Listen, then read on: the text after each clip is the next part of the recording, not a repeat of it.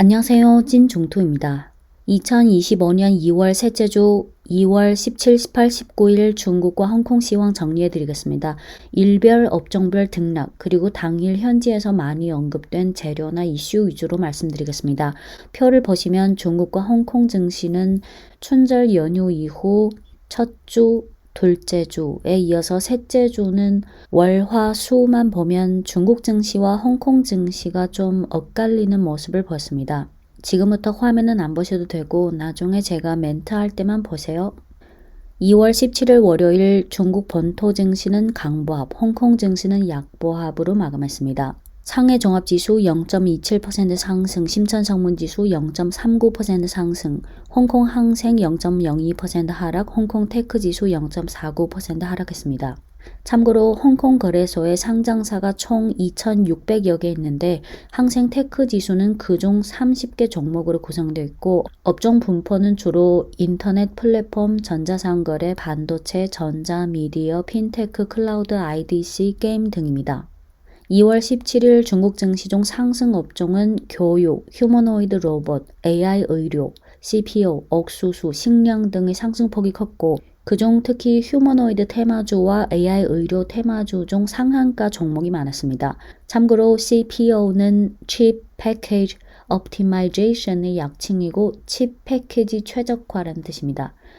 2월 17일 월요일 홍콩 증시 중 텐센트가 3.99% 상승하는데 지난주 시황 영상에서 언급했듯이 2월 15일 토요일 저녁부터 텐센트의 위챗 유저 중 일부가 위챗에 AI 검색 기능이 추가됐다는 걸 발견했고 위챗의 딥시크 R1이 제공하는 심층 사고 서비스도 연결됐다는 걸 발견했습니다. 다음 날인 2월 16일 일요일 중국 증권사들이 텐센트에 확인한 결과 위챗 내 검색 기능에 AI 검색 기능이 도입된 동시에 딥시크도 도입하기 시작한 게 맞다고 한 것이 호재로 작용해 2월 17일 월요일 텐센트 주가가 4% 가까이 상승했습니다. 텐센트 외에 2월 16일 저녁 바이두도 딥시크 도입 소식이 나왔습니다.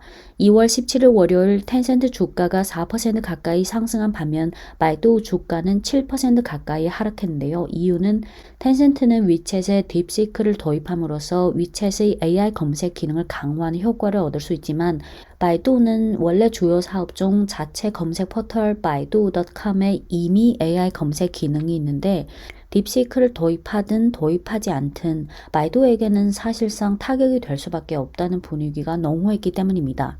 2월 17일 하락 업종 중 영화, 게임, 귀금속, 화웨이 테마주 등의 낙폭이 컸는데 중국 애니메이션 영화哪吒2 박스오피스의 연이은 기록 경신에 힘입어 춘절 이후 2월 5일부터 2월 14일까지 무려 264% 급등한 후 2월 17일 14.6% 하락했고 2월 18일 6.27% 하락, 2월 19일 4.68% 상승했습니다.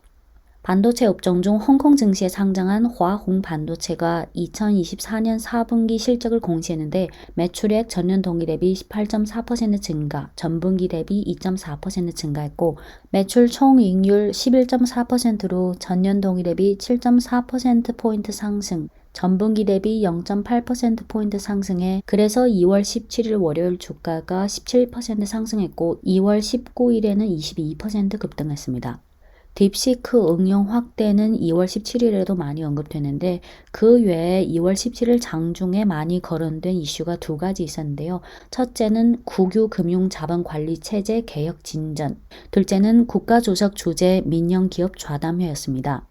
국유 금융 자본 관리 체제 개혁 진전이란 게 뭐냐면 중국 정부 공무원 산하의 중앙회의진이라는 국유 금융기관이 있는데 주로 국유 금융사의 대주주, 출자자입니다. 중국의 많은 국유 금융사 중 중국 신달 자산관리, 중국 동방 자산관리, 중국 장성 자산관리, 중국 증권금융, 중국 농업재보험 등 5개가 있는데 이 5개사의 지배주주가 원래는 중국 재정부인데 이번에 재정부가 해당 보유 지분을 중앙회의진으로 이전한다는 공시를 각각 냈습니다. 이로써 중앙회의진은 이 5개 금융사의 지배주주가 된 셈이죠. 사실 지배주주가 재정부든 중앙회의진이든 국유기업이라는 성격에는 변화가 없지만 국유금융사의 출자자나 지배주주인 중앙회의진으로 통합 이전하는 게 국유금융자본에 대한 관리 능력과 효율성 제고에 유리하고 중앙회의진이 타 금융사와 협력할 때도 더 빠르게 시너지를 낼 수 있다는 평가가 있습니다. 네, 이어서 2월 17일 오전 열린 시진핑 국가주석 주재 민영기업 좌담회입니다. 맨 앞에 중간이 국가주석이고 양쪽은 중앙정치국 위원들입니다. 민영기업 대표들은 첫 줄, 둘째 줄, 셋째 줄 총 몇십 명이 참석했는데 첫 줄에 앉아있는 14명만 보면 오른쪽에서부터 배터리 1위 업체 CATL 회장 정유춘, 전자상거래 빅테크 알리바바 회장 마윤, 유제품 업체 페이허 유업 회장 렁요빈, 태양광 ESS 업체 정泰그룹, 정태그룹, 사족 로봇 휴머노이드 로봇 업체 유슈科技 유니트리 창업자 왕싱싱, 농업 던육 식품 신희망그룹 회장 류용하오, ICT 대표업체 화웨이 창업자 렌정페이, BYD 창업자 왕传福, 반도체 업체 웨어 회장 유ren롱, 스마트폰 및 스마트 가전 업체 샤오미 회장 레이준, 인터넷 보안 업체 지안신 회장 지상동, 전력 군수 스마트 도시 관련 업체 타이하오 그룹 회장 황다이팡, 빅테크 업체 텐센트 회장 마화腾, 그리고 AI 빅모델 스타트업 딥시크 창업자 량원펑. 다양한 산업이 있지만 비종상 하이테크 기업이 가장 많고 이는 중국 정부가 2023년 9월부터 강조하기 시작한 신질 생산력, 영어로 New Quality Productive Forces에 부합하고 신질 생산력은 과거 영상에서 이미 설명드린 바 있습니다. 물론 이 민영기업 대표 중 첫 줄뿐만 아니라 둘째 줄, 셋째 줄 이 자리에 초대된 기업이라면 안 중요한 기업이 없죠. 이번 민영기업 좌담회는 민영기업들이 자신감을 갖고 열심히 가도록 국가 차원에서의 격려라고 할 수 있고 현 시점과 미래에 있어서 산업, 기업의 중요도, 국가 차원에서 중요시하는 그 정도를 어느 정도 가늠할 수 있고 이번 민영기업 좌담회는 국내, 국제상 전체적인 이런 시기에 맞게 국가 발전 전략 차원에서도 필요한 회의라고 봅니다. 또한 3월 초면 전인대가 열리는데 그중 총리가 발표할 정부 공작 보고가 중요한데요. 이번 국가주석 주재 민영기업 좌담회가 전인대 전에 열렸다는 점도 의미가 있습니다. 이번 국가주석 주재 민영기업 좌담회 첫 줄에 앉은 소장들이 아무래도 더 주목을 받았는데요. 그 산업도 물론 중요하지만 이 기업 소장들의 연령대도 아주 주목을 받았습니다. 오른쪽에서부터 CATL 회장 정유춘 56세, 알리바바 마윤 회장 60세, 페이허 유업 회장 55세, 태양광 ESS 정태그룹 회장 61세, 사족 로봇 휴머노이드 로봇 스타트업 창업자 왕싱싱 34세, 농업 던육 식품 그룹 신희망그룹 회장 73세, 화웨이 창업자 렌정페이 80세, BYD 회장 왕传福 58세, 웨어 반도체 회장 유ren롱 58세, 샤오미 그룹 회장 레이준 55세, 인터넷 보안 지안신 회장 지상동 60세, 전력 군수 스마트 도시 타이하오 그룹 회장 황다이팡 61세, 텐센트 회장 마화腾 53세, AI 빅모델 스타트업 딥시크 창업자 량원펑 39세, 14명 중 만 나이로 30대가 2명입니다. 이 14명 중 시간 관계로 6명이 대표로 발언을 했는데 각각 화웨이 창업자 렌정페이, BYD 창업자 왕传福, 신희망 창업자 류용하오, 웨어 반도체 회장 유ren롱, 유니트리 창업자 왕싱싱, 샤오미 창업자 레이준이 대표로 발언했습니다. 이번 좌담회는 민영기업 좌담회고 국유기업은 주로 국가의 기간 산업에 광범위하게 분포됐는데요. 예를 들어 에너지와 인프라 중 정유, 천연가스, 전력, 통신, 석탄, 항공, 항운, 인프라 건설 등이 있고 제조업 중 장비, 자동차, 전자정보, 건설, 철강, 비철, 화학 등이고 금융업 중에는 은행, 보험, 증권 등 교통, 운수 및 물류 분야에는 철도, 도로, 항공 등이고 담배와 식품 가공 중 담배와 일부 소매가 포함되어 있고 문화 미디어 중 미디어와 출판 등이 포함되어 있습니다. 중국에서 국유 기업과 민영 기업들이 국가 발전, 시대 발전, 산업 트렌드에 따라 각자 역할을 하면서 시너지를 내는 이런 방식이 맞다고 봅니다. 한 가지 재미있는 건 이번 민영기업 좌담회 후 신희망그룹, 농업, 던육, 식품을 주요 사업으로 하는 신희망그룹 회장 려우용하오의 인터뷰를 봤는데 신희망그룹은 양돈이라면 중국에서 가장 유명한데요. 회장 왈 신희망그룹은 이미 양돈 사업에서 로봇을 일부 사용해서 효율성을 높이고 있다고 합니다. 로봇 스타트업 유니트리 창업자 왕싱싱은 인터뷰에서 지금 주문량이 계속 늘어나고 있고 다양한 산업에서 협력 요청을 받고 있어서 지금 인력 부족이라고 합니다. 네, 2월 18일 화요일 중국 본토 증시가 하락한 반면 홍콩 증시는 상승했습니다. 상해 0.93% 하락, 심천 1.61% 하락, 홍콩 항생 1.59% 상승, 홍콩 테크 2.54% 상승. 중국 증시 중 상승 업종은 배터리, 은행, 에너지 저장, 귀금속. 하락 업종은 교육, 미디어가 낙폭이 컸고 딥시크 테마주가 4%대 하락했습니다. 화면을 보시면 미국 현지 시간 2월 17일 일론 머스크가 AI 모델 그록3를 공개했는데 중국 현지에서는 그록3 기능이나 그런 것보다는 오른쪽 두 번째 분이 95년생 중국 출신이고 바로 옆에 있는 분이 중국계 캐나다인이라는 게 좀 주목받았습니다.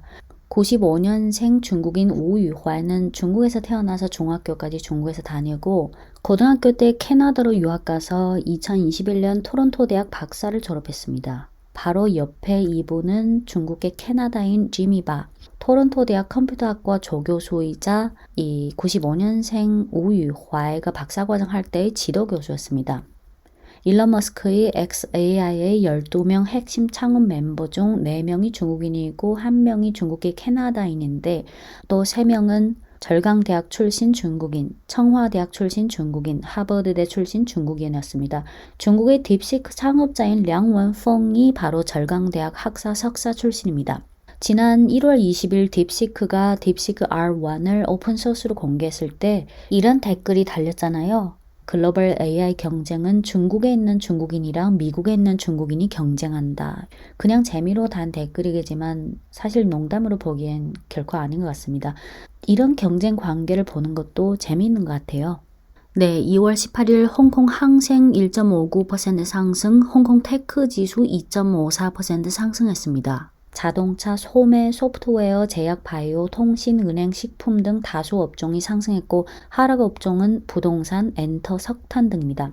JP 모건이 현 시점에서 미국 테크주보다는 중국 테크주를 더 좋게 본다는 의견을 제시했고 최근 중국 테크주들이 많이 반등했지만 평가 절하가 여전히 크다고 코멘트했습니다. 이날 홍콩 테크주로의 외국인 매수세가 들어온 동시에 중국 본토 자금도 홍콩 증시로 유입됐습니다. 중국 대형 증권사인 CICC에 의하면 춘절 연휴 이후 해외 헤지펀드와 해외 ETF 자금이 중국 본토 증시와 홍콩 증시로 유입된 반면 인도 증시에서 유출된 규모가 확대됐다고 코멘트했습니다. CICC가 일부 해외 기관에 확인한 결과 춘절 이후 인도 증시에서 유출된 자금 중 상당 부분이 중국과 홍콩 증시로 유입됐다고 했습니다. 지난 2월 17일 골드만삭스는 MSCI 차이나 지수의 향후 12개월 목표치를 상향 조정했고 중국 증시 중 CSI 300 지수의 향후 12개월 목표치를 상향 조정했고 향후 10년 AI의 광범위한 응용은 중국 주식의 EPS를 2.5% 향상시킬 거라 전망했습니다. 네, 이어서 2월 19일 수요일 중국 증시는 상승했지만 홍콩 증시는 항생 지수와 테크 지수가 엇갈렸습니다. 상해 0.81% 상승, 심천 1.46% 상승, 홍콩 항생 0.14% 하락, 홍콩 테크 0.59% 상승. 미국 현지 시간 2월 18일 트럼프 미 대통령은 미국으로 수입되는 자동차, 반도체와 의약품에 관세를 부과하겠다는 입장을 재확인하고서 관세가 최소 25%에 달할 것이라고 밝혔습니다. 그는 이날 기자회견에서 자동차 관세를 어느 정도로 부과할 것이냐는 질문에 아마 4월 2일에 이야기할 텐데 25% 정도가 될 것이라고 답했습니다. 그는 이어서 반도체와 의약품 관세에 대한 질문에 25% 그리고 그 이상이 될 것이다. 관세는 1년에 걸쳐 훨씬 더 인상될 것이라고 말했습니다. 2월 둘째 주 시황 영상에서 언급했듯이 미국 현지 시간 2월 10일 미 대통령이 철강과 알루미늄에 대한 25% 관세 부과 정책을 발표했을 때도 당일 중국 증시 투심에는 잠깐 부정적 영향을 미쳤지만 증시 지수나 현지 전체적인 분위기상 반응이 그다지 크지 않았습니다. 이번에 2월 19일 수요일 중국 증시 중 업종별 등락을 보면 은행, 석탄을 제외한 다수 업종이 상승했는데요. 상승폭 높은 순으로 보면 전기 기계 5%대, 반도체, 자동차 부품, 통신 장비 4%대, 전원 설비, 전자부품, 소비전자, 공작 기계 등이 3%대, 통신 장비, 비철금속, 광학전자, 인터넷 서비스, 의료 서비스, PC 장비, 항공 우주 배터리 등이 2%대, 그리고 자동차 업종은 1.4% 상승했습니다. 바이든 행정부 때 이미 중국산 전기차에 대해 100% 관세로 막았고 중국의 전기차는 미국 외의 거의 모든 시장에 수출 또는 현지 생산 방식으로 팔고 있습니다.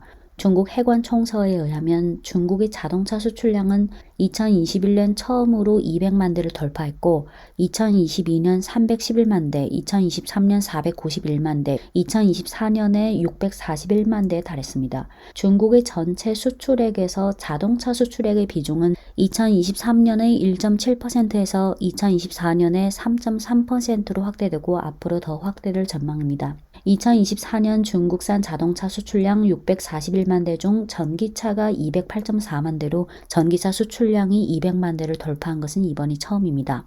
미국의 자동차 수입 관세가 트럼프 대통령이 예고한 것처럼 4월부터 시행된다면 중국보다는 일본과 한국 업체들이 아마 더 우려해야 할 문제일 것입니다.